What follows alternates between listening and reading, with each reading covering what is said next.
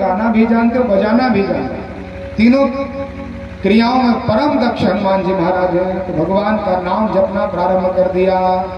अब दोनों का जो मिलन हो रहा था, भोले बाबा के कानों में जब राम राम ये मंत्र गया तो भोले बाबा की समाधि टूट गई और देखा कि ये सब क्या हो रहा है। भगवान नारायण भी नाच रहे, मैं भी नाच रहा हूँ। इतना बड़ा समुद्र बन गया हम दोनों के नेत्रों के सुरपात से। नारायण भगवान ने भी अपना नाम सुना तो अपने नाम से सबको प्रीति होती है।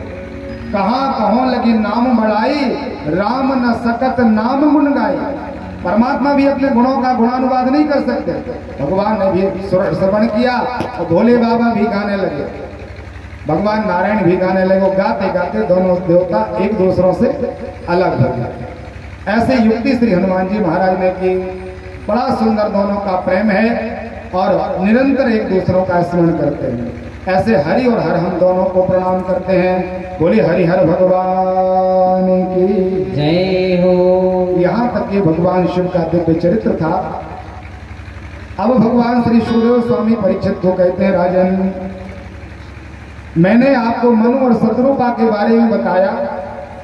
मनु ने शत्रुपा के संग से 5 संतानों का जन्म दिया। देवहूति, आकुति, प्रसूति इन तीनों कन्याओं का दिव्य वर्णन श्रवण कर लिया। इसके बाद महात्मा उत्तानपाद और प्रियव्रत जो मनु के 2 बेटे हैं इनको प्रणाम किया। सुखदेव जी कहते हैं, अथाता कीर्तये वंशम पुण्य कीर्ति गुरुद्वः स्वयं भुवस्यापि मनोरंस जनार्दन। जिन जनार्दन भगवान ने इन मनु महाराज के वंश में जन्म लिया है उनके वंश का विस्तार करता हो। बोले जाए तो उत्तान पादस्य, 2 बेटा हैं मनु के, प्रियव्रत और उत्तानपाद। महात्मा मनु ने विचार किया कि बड़े बेटे को अपना राजकाज सौंप दें और स्वयं वनांतर में जाकर भगवान का भजन करें। व्यर्थ में पूरा जीवन चला गया मेरा, भगवान के विमुख। बड़े बेटे को बुलाया, बोले बेटा इस संसार का मैं मालिक हूं और मैं ये पूरा राज्य काज तेरे लिए सौंपता हूं, तू राजा बन जा, मैं तो संन्यास लेकर के बन के ले जा रहा हूं। तो प्रियव्रत जी ने विचार किया कि मुझे भी राजकाज से बहुत प्रयोजन नहीं है। बोले पिताजी मुझे तो राजा बनना नहीं, आपको देना ही है तो मेरे छोटे भाई को दे दो, उत्तानपाद को राजा बना दो। मनु ने विचार किया कि देखो बड़े के संस्कार पहले होना चाहिए। जब मना कर रहा है और मैं ऐसा करूंगा रुक जाऊंगा तो मोह में पड़ जाऊंगा, मेरा समय चला जाएगा। इसलिए छोटे बेटे को ही जल्दी जल्दी में अपना राज्य काज सौंप दिया। और मनु महाराज ने दिव्य तप किया। कितना सुंदर तप इनका है। हरिहर भगवान बार बार आते हैं कि भगवान मनु महाराज वरदान तो मांग लो, वरदान नहीं मांगते। बड़ा सुंदर आयोजन, बड़ा सुंदर भजन, 12 मंत्र पढ़ते हैं और हजारों वर्षों तक केवल पत्तों को खा करके, वायु को पी करके भजन किया। भगवान ने आशीर्वाद दिया कि आप चिंता न करो, अब आपका अगले बार जन्म होगा तो आप चक्रवर्ती दशरथ जी होंगे और ये शत्रुपा कौशल्या होगी, आपके यहाँ मैं स्वयं बेटे के रूप में आऊंगा। वरदान प्राप्त करके मनु महाराज ने अपना स्थान स्वर्ग में निश्चित किया। यहाँ पर प्रियव्रत महाराज के छोटे भाई उत्तानपाद का चरित्र आया। राज्य पद प्राप्त हुआ, विवाह हुआ और सुंदर पत्नी प्राप्त हुई जिसका नाम था सुनीति। सुंदर नीति से जो युक्त है। 2-4 साल निकल गए लेकिन बेटा नहीं हो रहा था तो दूसरे विवाह का मन बनाया और एक सुरुचि नाम की कन्या के साथ उन्होंने विवाह करके घर पधारे। तो उसी समय पहली पत्नी के यहाँ से एक बेटे का जन्म हो रहा था। धूमधाम से उत्सव मनाया जा रहा था। ध्रुव जी का जन्म हुआ। उत्तानपाद की नई जो पत्नी है उसने पूछा महाराज जी ये सब क्या है? बोले ये मेरा बेटा है और वो मेरी पत्नी है। तो कहा मुझे क्यों लेके आए हो, मेरा विवाह क्यों किया, मुझे घर छोड़ा, मैं यहाँ नहीं रह सकती हूँ। आपका पहले से विवाह है, आपकी पत्नी है, आपका बेटा है और आपने ये नीति क्यों की? तो उत्तानपाद ने विचार किया कि ये यदि समाचार संसार में फैलेगा तो मेरी तो अपकीर्ति हो जाएगी, कैसा राजा है। इसलिए कहा चिंता न करो, उसको अलग कर देना, तुम हमारे साथ रहना। तो इन्होंने एक बहुत बड़ी गलती की। ये जीव केवल यही गलती करता है। हम सबकी भी दो पत्नियां हैं, एक सुनीति और एक सुरुचि। सुनीति अपनी आत्मा है और सुरुचि अपना मन है। अपन मन के अनुसार चलते, सुरुचि के अनुसार चलते, जहां जहां अच्छी अच्छी रुचियां मन लगने लगा वहीं पर बढ़ते चले गए। जहां नीति की बात आती है वहां अपन पीछे हो जाते हैं। अपन नीति की बात सुनना नहीं चाहते। महात्मा उत्तानपाद ने अपनी नीति नाम की पत्नी को अलग कर दिया। ध्रुव जी को लेकर के वो सुनीति मैया चली गई।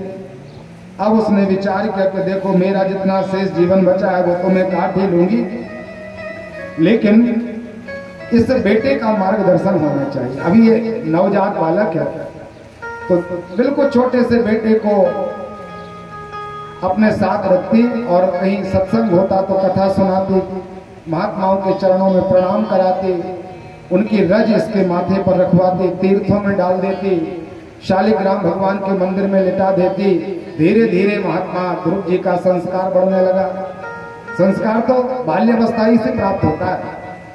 5 वर्ष के हुए महात्मा ध्रुव जी एक बार अनायासी अपने पिताजी की गोद में बैठने का मन हुआ तो दौड़ करके गए और अपने उत्तानपाद पिताजी की गोद में बैठ गए। सिंहासन पर बैठे थे वो। जैसे ही सुरुचि ने देखा कि ये मेरी सौत का जाया हुआ बेटा है और ये मेरे राजा के राज सिंहासन पर बैठा है, आज ये कुछ समय के लिए बैठा, धीरे धीरे आदत पड़ जाएगी तो यही राज्य का अधिकारी हो जाएगा, उत्तराधिकारी नियुक्त किया जाएगा। इस कांटे को अलग कर दिया, डांट दिया, हाथ पकड़ करके नीचे पटक दिया और कहा, अरे अधम जाति का बालक, तूने उस दुष्टा सुनीति के गर्भ से जन्म लिया है, इस कारण से तुम इस राज सिंहासन पर बैठने का अधिकारी नहीं है। महात्मा ध्रुव जी सत्संगी थे, भगवान का खूब नाम सुना था, कथाएं सुनी थी और इन्होंने विचार किया कि मैंने कथाओं में सुना है कि किसी भी प्रकार से माता पिता को प्रति उत्तर नहीं देना चाहिए। कितने सुंदर बालक है महात्मा ध्रुव जी। आजकल के बच्चे माता पिता का कितना घोर अपमान कर रहे हैं, मैं देख रहा हूँ, आप लोग भी सब देखते हो। कहते हो पिताजी आप कुछ नहीं जानते, आप तो बैठे रहो, इतने ज्ञानी हो गए, पिताजी को कुछ नहीं आता। अरे ऐसी संतान के लिए 1000 बार धिक्कार है जो अपने माता पिता के कष्ट का कारण बना हुआ है। संतान के कष्टों के कारण माता पिता को अश्रुपात होता है, रोते हैं, एकांत में रोते हैं, वो विचार करते हैं कि ये बालक या बालिका क्यों हो गए। ना तो वो संतान कहलाने योग्य है और ना वो किसी प्रकार से इस संसार में आदरणीय है। संतान तो वो है जो अपने कार्यों के द्वारा माता पिता का जो शरीर है हृदय में प्रफुल्ल कर दे, हृदय में आनंद भर दे के देखिए मेरे बेटे ने या बेटी ने इतना सुंदर कार्य किया। थोड़े बहुत पढ़ लिख जाते हैं, बड़े हो जाते हैं, युवावस्था आती है और बच्चे अपने मन के हो जाते हैं। माता पिता को तो मानो समझते ही नहीं है, मनमुखी व्यवहार करते हैं। ऐसे युवान बेटा बेटियों को मैं कहना चाहता हूँ, संसार में माता पिता ही ईश्वर हैं। ध्रुव जी के चरित्र को सुनिए, जो माता पिता को मानेगा वही आगे कुछ कर पाएगा, अन्यथा 2-4 दिन के सुख के लिए त्याग करके चले जाओगे, पूरा जिंदगी पछताना पड़ता है, कोई सुखी नहीं रह पाता। ध्रुव जी ने एक बार भी उत्तर नहीं दिया, जबकि गलती थी माँ की, मौन रहे महाराज, लौट करके घर आ गए और अपनी माँ से कहा, भैया आज छठी माता ने मुझे ऐसा ऐसा कहा है। तो मैया सुनीति को देखिए, माँ ने विचार किया कि अभी लोहा बहुत गर्म है, जब लोहा गर्म हो और मिट्टी गीली हो तो उस अवस्था में आप जैसा आभूषण बनाना चाहो वैसा बन जाता है। लोहा यदि ठंडा हो जाए और फिर उसमें आप प्रहार करो कि इसको अब मोड़ दें या इसको किसी रूप में परिणत कर दें तो वो असंभव है, टूट जाता है। बच्चे के ऊपर मार पड़ी है तो कहा, महाराज ये संसार ऐसा ही है, हम आपको क्या बताएं, ये सब सुख के साथी हैं, दुख में कोई संग नहीं देता। जब तक आप इनको लंबी डंडोती करते रहोगे तब तक ये आपके हैं, और जिस दिन आप सही का सही कह दोगे उसी दिन ये आपसे अपना नाता तोड़ लेंगे। तो बोले भैया कोई ऐसा भी नाता है क्या जो शाश्वत हो? बोले बिल्कुल है बेटा, आत्मा का संबंध सेवक केवल और केवल परमात्मा से रहता है। तो ये आत्मा जो आपके अंदर विराजमान है इसके पिता परब्रह्म परमात्मा है। मैया वो परमात्मा कहाँ रहते हैं? बोले आप यहाँ घर में रहोगे, सुखों में रहोगे, राजसीय वैभव को प्राप्त करोगे, अनेक प्रकार के सुख वैभव का आश्रय लोगे तो यहाँ पर परमात्मा प्राप्त नहीं होंगे। नितांत एकांत जंगल में जहाँ पर कोई सुख सुविधा नहीं, ककरीले पथरीले जहाँ पर मार्ग है, घना जहाँ पर जंगल है, जहाँ अनेक प्रकार के जीव जाति हिंसक जीव जंतु वास करते हैं, वहां पर परमात्मा का वास है।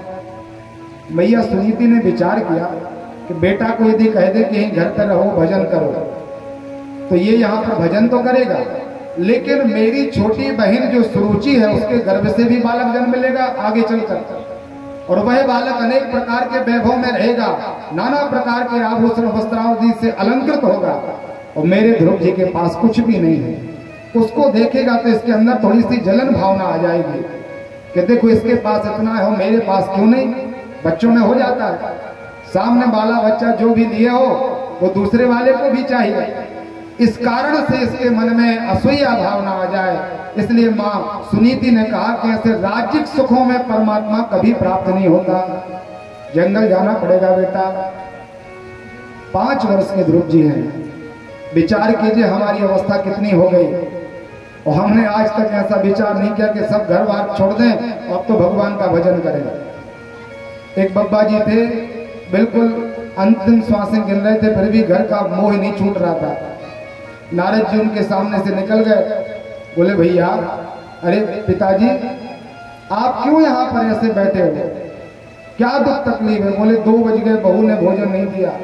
नहीं बहू आई है, वो कहती है सुबह से भूख लगाती है, जब मैं बना लूंगी तब दूंगी, और बार बार भोजन मांगोगी तो जेल के ही भोजन मिलेंगे। क्या करें महाराज? नारद जी ने कहा बहुत अच्छी युक्ति है मेरे पास, आप ये घर परिवार छोड़ दो, हमारे साथ चलो महाराज, सब त्याग दो इसको। तो वो जो बब्बा जी थे वो कहने लगे छूटता भी नहीं है महाराज, बेटा बेटियों का, बहुओं का अनेक प्रकार का अनादर सहन करने के बाद भी ये मोह हमारा समाप्त नहीं होता। क्या काम करते हो बब्बा जी? बोले काम का भी हूं महाराज, इस बुढ़ापे में भी बहुत काम हो जाते हैं, दरवाजे पर सोता हूं और नींद तो आती नहीं, जागता रहता हूं, खांसी भी चलती है, तेज तेज श्वास भी निकलती है, यहां से कोई निकलता है तो डांट देता हूं, और जब मेरी उन्मत्त अवस्था होती है तो मैं अनेक प्रकार के, जो जैसे कोई भिखारी बन के आ गया, कोई नाटक करने वाला आ गया, मांगने वाले आते ना, कहते तो कोई नहीं यहाँ पर चले जाओ, तो मैं अपने घर परिवार वालों का धन भी बचा लेता हूँ। रात में कोई चोर आए तो मैं खांसी के द्वारा चोरों से भी अपने बेटा बेटियों की रक्षा कर लेता हूँ, कोई चोर घुस नहीं पाता। नारद जी ने विचार किया, धन्य है बाबा जी, ऐसा अपमान हो रहा है और तुम इस सब प्रकार की गृहस्थी को छोड़ नहीं पाते, ये अपनी दुर्दशा है। कितना भी अपमान हमें अपनी गृहस्थी में क्यों ना हो, लेकिन हमसे वो बंधन टूटता नहीं है। ध्रुव जी को देख लो आप, सब त्याग दिया महाराज ने 5 वर्ष में, और परमात्मा को प्राप्त करने के लिए चले। देवताओं की सिंहासन हिलने लग गए, महात्माओं ने सुमन वृष्टि की ध्रुव जी के ऊपर कि धन्य है बेटा, जिन परमात्मा को नेति नेति कह के वेद पुराण आदि छोड़ देते हैं कि भगवान को समझना बड़ा कठिन है, उन परमात्मा को प्राप्त करने के लिए 5 वर्ष का बालक तैयार हो गया। बहुत स्वागत किया और ध्रुव जी महाराज चले। नितांत एकांत जंगल है, चारों तरफ से कोई किसी प्रकार का मार्ग दिखाई नहीं दे रहा है, छोटा सा बेटा है। नारद जी ने देखा कि महाराज इतना सुंदर बेटा और ऐसा पात्र, ऐसा योग्य शिष्य मुझे कभी नहीं मिलेगा। तत्काल महात्मा नारद जी आए जंगल में, और नारद जी ने कहा, बेटा क्या नाम है तेरा? बोले भगवान, अभी तो मैं मैया सुनीति और उत्तानपाद का बेटा था जब तक मुझे मेरा मन इस शरीर में था, लेकिन अब मैं शरीर नहीं, मैं केवल आत्मा हूं, और आत्मा के पिता और मेरा परिचय केवल परमात्मा है। नारद जी ने कहा, छोटे छोटे मुझसे बड़ी बड़ी बातें अच्छी नहीं लगती बेटा, क्या बोल रहे हो? बोले हाँ, उन्हीं परमात्मा को प्राप्त करने के लिए आया हूं। तो नारद जी ने हजारों दृष्टांत दिए, बोले देखो बल्मीक लग जाती है, पूरे शरीर में दीवारा लग जाता है, पेड़ पौधे जमाते शरीर में से, कल्प कल्पांतर बीत जाते हैं लेकिन परमात्मा आते नहीं है। तुम क्या जान रहे हो कि भगवान मिल जाएंगे? बोले भगवान, माता जी ने कहा है कि जंगल में परमात्मा मिलते हैं, तो निश्चित रूप से माँ के वचन असत्य नहीं हो सकते। देखिए, ध्रुव जी के जीवन में नवदा भक्ति का आश्रय है। एक भी ऐसी भक्ति नहीं जो ध्रुव जी के जीवन में ना हो। प्रथम भगत संतन कर संगा, अपने आप संत का संग हो गया, नारद जी आ गए। दूसरी रतिमम कथा प्रसंगा, नारद जी ने ओम नमो भगवते वासुदेवाय ये मंत्र कान में दे दिया, अपना चेला बनाया और भगवान की भजन, भगवान की कथाएं सुनाई। हरि भक्ति भी हो गई। गुरुपद पंकज सेवा, तीसरी भक्ति मान, गुरु के पद्मों चरणों में अनुराग बढ़ गया महात्मा ध्रुव जी का, और बिना कपट के भगवान का गान कर रही है, चौथी भक्ति हो गई। मंत्र जाप कर दृढ़ विश्वासा, गुरु जी ने जो मंत्र दिया है उस पर दृढ़ विश्वास हो गया। छठवां, सभी प्रकार का दम कपट पाखंड से महात्मा ध्रुव जी विरक्त हैं। सातवीं भक्ति के रूप में ध्रुव जी के अंदर अपने महात्मा नारद जी मैया को ये भगवान से भी ज्यादा मानते हैं, क्योंकि सातों मुई मैं समस्त जग देखा, मोते अधिक संत कर लेखा। भगवान कहते हमसे भी ज्यादा संतों को मानो। और आठवीं यथा लाभ संतोषा, जो ध्रुव जी को मिलता है उसी में प्रसन्न हो जाते हैं। कभी अन्न का दाना मिल गया, कभी एक आध फल मिल गया, कभी पुष्प मिल गया, कभी जल मिल गया, कभी वायु पी ली, और ध्रुव जी प्रसन्न है। नमम सरल सब सन छल हीना, सभी प्रकार का छल कपट व्यवहार ध्रुव जी का समाप्त हो गया और सरल हो गए महात्मा जी। नारद जी ने कहा, बेटा यहाँ थोड़ा सा भगवान को प्राप्त होना कठिन है, आप तो ऐसा करो थोड़े आगे जाओ, वहां मधुबन है, मथुरा भगवान की क्रीड़ा स्थली, यमुना का पुलन है, यमुना मैया में स्नान करके जहां भगवान ने दिव्य रास किया है, ऐसे मधुबन में प्रवेश करके भगवान का भजन करना। ध्रुव जी ने यमुना के पुलन में आचमन किया और 3 दिन का व्रत प्रारंभ किया। 3 दिन तक कुछ भी नहीं लेंगे, 3 दिन निकल जाएंगे तो थोड़ा सा कुछ एक बार आकाश वृत्ति से पालेंगे।